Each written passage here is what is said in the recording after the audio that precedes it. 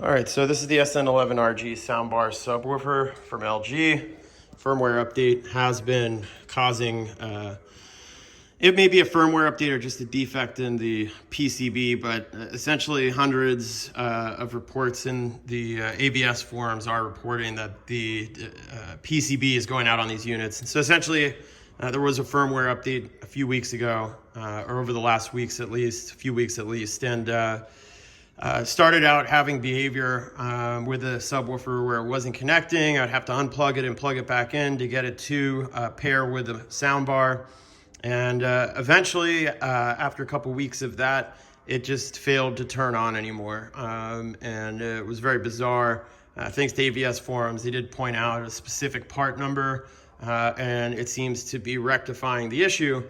But I feel that it is really not right that LG deployed what seems like a firmware update that's affecting hundreds of consumers that at least are vocal on the forums. Imagine how many folks out there just don't know what to do or have no way, and you're out of warranty. They want you to ship the whole soundbar to them or take it to an authorized LG retailer, and they're giving, from what I understand, essentially some folks are being charged for the repair, and some folks are getting a courtesy repair one time on the unit. But this is obviously defective manufacturing that's resulted in this. And by looking at the PCB, they look very similar from the PCB that came with the device, which is the one that I'm looking at here. And if we look at the new PCB, you can see they are nearly identical, with the one exception that I've noticed, and I haven't really looked at this for too long, but the one thing that caught my eye immediately was if you look at this, and I'm not an electrician by any means, it looks like a copper coil there. And in the same slot on the new PCB, they would have what looks like to be a more sophisticated capacitor.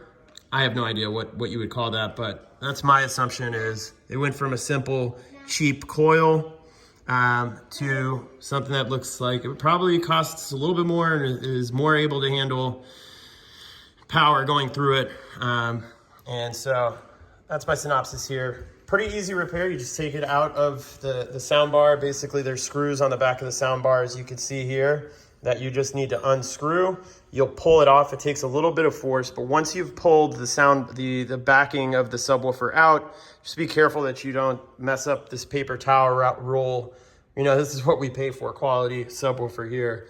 I should probably listen to the ABS forum members that say that traditional home theater sound system is better than any sound bar, but you know the vibes. They don't want to see a bunch of cables, and I needed something simple where I can get my audio fixed, and unfortunately it led me to this piece of crap device. But in any event, I spent $1,200 on it, and not having a subwoofer and hearing the tinny, shallow sounding soundbar without a sub, I just had to figure it out. So I thank the folks and contributors at ABS forums for providing the model number to get this thing replaced.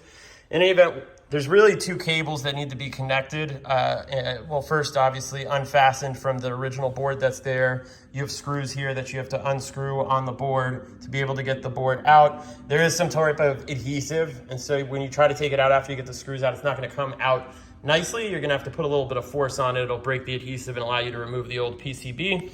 Once you put all the screws in, you'll just reinsert this ribbon cable. You just pull this out. It's a thin piece of plastic, and just make sure you set that in evenly across so that the ribbon cable is completely connected. And then here on this power cable that connects to the actual area where the power cord plugs in, you want to fasten that properly to the board as well. So just make sure your connections are secure. And once you have that up and good, you should be ready to place the unit back on and screw it back on, and hopefully not have any issue anytime soon. I'm really hoping that this what looks to be an updated capacitor in comparison to the capacitor that they had previously is going to fix the issue. Again, this is the LG SN11RG subwoofer with issues with the PCB board for hundreds of users. Unacceptable, LG, to put out a product low in quality. Know you're getting tons of quality assurance issues and reports from customers, and not to recall the device or put out a bulletin. I think the only worthy way to rectify the situation is to give all of us the latest 2022 version of the soundbar. That is about all you can do to satisfy your reputation with me. But all kidding aside, hopefully this helps somebody, because I know it can be a little bit intimidating to replace a PCB for folks that aren't used to opening electronics. So hopefully it helps somebody out there, and look forward to hearing more reports. Hopefully this will fix it. I'll report back shortly.